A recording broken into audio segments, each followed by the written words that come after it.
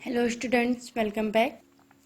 Now time for chapter 4 and this is chapter 4 reproduction in animals यानी कि animals में प्रजनन किस तरीके से होता है। देखिए reproduction is one of the most important activity in all living things. Reproduction जो है सभी लिविंग थिंग्स में की बहुत इंपॉर्टेंट एक्टिविटी है। It ensure the survival of the same kind. Reproduction is the process by which an adult animal is able to produce another animal like itself. ये जो reproduction की जो प्रोसेस होती है वो एक ऐसी प्रोसेस होती है जिसमें एक एनिमल दूसरे एनिमल को प्रोड्यूस करता है। If the young ones are not produce the animal of that species will die out completely. And जो स्पीसीज़ हैं जो यंग वंस को प्रोड्यूस नहीं कर पाती हैं उनकी स्पीसीज़ अब पूरी तरीके से ख़त्म हो चुकी हैं। देखिए different animals produce their young ones in different manner. Different animal के अलग अलग एनिमल्स अपने अलग अलग तरीके से यंग वंस को प्रोड्यूस करते हैं। Most of the animals reproduce either by laying eggs और by giving birth to their young ones. यानी कि ज़्यादातर जो एनिमल्स हैं वो कुछ एनिमल्स एग देते हैं यानी कि अंडा देते हैं एंड कुछ बेबी को जन्म देते हैं।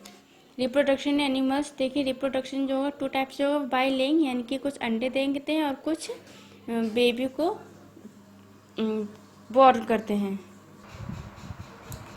देखिए egg laying animals all birds produced by laying eggs. सभी बर्ड्स जो है अंडे देती हैं। Before laying eggs birds make nest to keep their egg safe and warm. अंडे देने से पहले बर्ड्स अपना नेस्ट यानी कि घोंसला बनाती हैं ताकि उनके अंडे सेफ रहें। Parents birds keep the eggs warm bye sitting on that. और जो पेरेंट्स होते हैं जो बर्ड पेरेंट होते हैं वो अंडे के ऊपर बैठ करके उसको वार्म यानी कि गर्म रखते हैं, हीट देते हैं।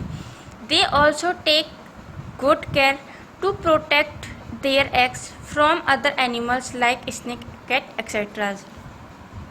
एंड ये भी अदर एनिमल्स की तरह अपने बेबी की बहुत केयर करते हैं, अच्छे से उनका देखभाल करते हैं। जैसे अदर एनिमल्स जैसे स्नेक, कैट वगैरह रखते हैं उसी तरीके से बर्ड्स भी अपने एग का, अपने बेबी का ध्यान रखती हैं।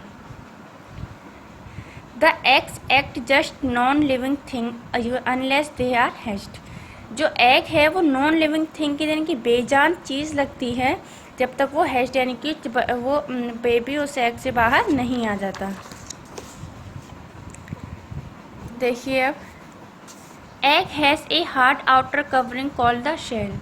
जो एग है, एग का आउटर जो एरिया होता है वो बहुत ही हार्ड होता है और उसे हम शेल बोलते हैं यानी कि जो आउटर लेयर होगी उसे शेल बोलते हैं। The shell has many tiny holes through which oxygen enters the egg. And उसमें जो उनका शेल होता है उसमें बहुत छोटे छोटे होल्स होते हैं जिसकी वजह से ऑक्सीजन अंदर जाता है और वो ब्रीथ करते हैं। Inside the shell there is a white fluid called albumin. यानी कि उस शेल के अंदर जो एक वाइट फ्लूइड होता है जिसे बोलते हैं albumin. In the albumin there is yellow round structure called yolk. और उसके अंदर एक येलो राउंड कलर का स्ट्रक्चर होता है, राउंड येलो स्ट्रक्चर होता है जिसे बोला जाता है yolk. The yolk contains a red spot that develop into the embryo और बेबी बर्ड। एंड जो यॉक में एक रेड स्पॉट होता है जिससे बेबी बर्ड का एम्ब्रियो बनता है। The baby bird gets its food from the yolk. And जो बेबी बर्ड है वो यॉक से ही अपना फूड ऑब्जर्व करते हैं। As the baby bird start growing inside the egg. And जो बेबी बर्ड होती है वो एग के अंदर ही ग्रोइंग स्टार्ट कर देती है। The yolk get reduced. और जो उसका यॉक होता है यानी कि जब अंदर बेबी में डेवलपमेंट होगा तो जैसे जैसे डेवलपमेंट बढ़ता जाएगा यॉक कम होता है, ख़त्म होता जाएगा। डेवलपमेंट ऑफ ए चिक फ्रॉम एन एग। यानी कि चिक का डेवलपमेंट एग्स। देखिए egg are generally oval shaped. Egg जो होता है उसकी शेप कैसी होती है? ओवल शेप होती है। देखिए ये रहे oval shape. They are different size and colours, उनका डिफरेंट साइज होता है, डिफरेंट कलर होता है. With the gradual development of wings and beaks, egg crack and the baby bird comes out of the egg. Its means कि जो जब उसमें development होता है, कि जो एग है उसका अंदर जो चिक है उसमें जब डेवलपमेंट होता है तो उसके विंग्स बनने लगते हैं. विंग्स यानी कि पर, बीक्स यानी कि चोंच, उनकी जब वो बनने लगती है तो क्या होता है, जब वो बन जाती है तो जो क्रैक करता है बेबी बर्ड यानी कि जो एग है उस पर अपनी चोंच से वार करता है, जिससे कि उस एग शेल जो उस पर क्रैक आ जाता है और वो एग से बाहर आ जाता है. एट दिस स्टेज, इस स्टेज पर the young bird has body covered with long hairs, और इस स्टेज पर जो बेबी होता है, बेबी की बॉडी पर बहुत सारे बाल होते हैं एंड टेंडर विंग्स, और टेंडर विंग्स होते हैं. Due to this the baby bird is unable to fly on this own, इसकी वजह से बेबी बर्ड फ्लाई नहीं कर पाता है. देखिए एग है, इसमें ये यॉक है, यॉक से बनना स्टार्ट हुआ एम्ब्रियो, एम्ब्रियो से फिर इसमें डेवलपमेंट होने लग जाता है, इस चोंच, आइज, लेग्स इसके बनना स्टार्ट हो जाती हैं, और जब बन जाता है तो ये इससे इस पर अटैक करता है, जिससे चिक बाहर आ जाता है. पेरेंटल केयर अमंग बर्ड्स, ये पेरेंटल केयर कैसे करते हैं. Most animals take care and look after their babies till they learn how to fly and feed themself. Most animal जो बच्चे की केयर करते हैं और अच्छे से केयर करते हैं, उन्हें सिखाते हैं कि किस तरीके से फ्लाई करते हैं और किस तरीके से फीड यानी कि चारा कुछ खाते हैं. The mother bird sit on the egg to keep them warm, और जो मदर है वो अंडे पर बैठ जाती है, उन्हें वार्म, उन्हें हीट देती है. When baby birds hatch out they are weak and helpless, जब वो अपने एग से बाहर आते हैं बेबी निकल करके, तब वे बहुत ही वीक होते हैं और हेल्पलेस होते हैं. The parent bird arrange food for them and keep them warm bye covering with their wings, parent उनके लिए फूड अरेंज करते हैं, खाना लेकर के आते हैं, उन्हें खिलाते हैं और अपने पंखों को उनके ऊपर फैलाकर बैठ जाते हैं ताकि उन्हें गर्मी मिलती रहे, हीट मिलती रहे. They also protect them and teach them how to save themselves from the enemies, वे उन्हें वहाँ पर प्रोटेक्ट करते हैं और साथ साथ ये भी सिखाते हैं कि किस तरीके से एनिमीज से बचा जाता है. अब देखिए amphibians and reptiles.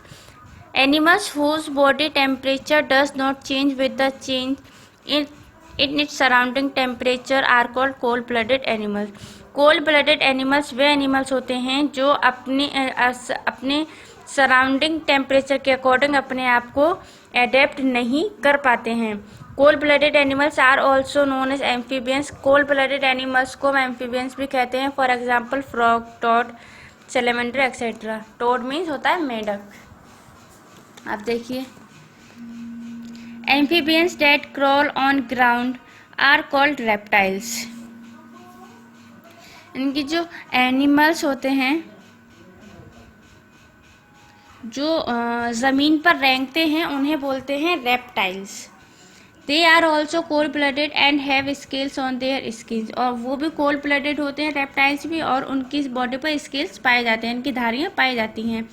For example जैसे lizard, chameleon, crocodile, snake etcetera, ये एग्जाम्पल्स हैं रेप्टाइल्स के. Both amphibians and reptiles lays egg. Amphibians and reptiles दोनों ही अंडे देते हैं. Eggs of reptiles are tough and leathery shelled. Reptiles के जो एग होते हैं, अंडे होते हैं, वो बहुत टफ होते हैं और उनकी जो शेल ऊपर का आउटर लेयर होता है वो बहुत लेदर टाइप होता है. They hatch into small adult like reptiles by the heat of the sun, और उनके जो बेबीज हैं वो सूरज की गर्मी से बाहर निकल कर आते हैं. The young reptiles are able to find food and can move by themself. और ये जो रेप्टाइल्स होते हैं वो जब एग से बाहर आते हैं तब वो चलने के लायक नहीं रहते हैं, मूव नहीं कर पाते हैं और ना ही अपना फूड अपने आप ला पाते हैं. Crocodile, tortoise, snake etcetera lays egg on ground. Crocodile, tortoise, snake वगैरह अपने अंडे बाहर ज़मीन पर देते हैं. They hide their eggs with soil to keep their warm, और ये अपने अंडे छुपा देते हैं ज़मीन के अंदर. इनके अंडे दे करके ऊपर सॉइल डाल देते हैं ताकि ये उन्हें गर्मी दे सकें, वार्म दे सकें और एनिमीज से बचा सकें. Amphibians lays their eggs in water. Amphibians अपने अंडे वाटर के अंदर देते हैं। They take care their babies for very short time. ये बहुत कम समय के लिए अपनी बेबी की केयर करते हैं। आफ्टर सम टाइम, कुछ समय के बाद, their babies come out of the egg by cracking the egg shell. और कुछ समय के बाद इनके बेबीज एग से बाहर आ जाते हैं। Unlike birds there is no need to teaching them skills to survive. Unlike birds के बर्ड्स की तरह इन्हें अपने एम्फीबियंस को, अपने बेबीज को टीच करने की ज़रूरत नहीं होती है। ये अपने आप ही मूव करने लग जाते हैं। एंड ये अभी इस वीडियो के में इतना ही। बाकी का आपको जो चैप्टर है वो आपको नेक्स्ट वीडियो में बताया जाएगा। तो आपको ये चैप्टर सिर्फ देखना ही नहीं, आपको इस चैप्टर की रीडिंग कीजिए आप, रिप्रोडक्शन इन एनिमल्स। इसकी जब तक आप रीडिंग कीजिए, जो हमने समझाया उसको समझिए अच्छे से, और आगे की भी रीडिंग कीजिए। फिर उसके बाद हम आपको सेकंड वीडियो में आगे का चैप्टर बताएंगे।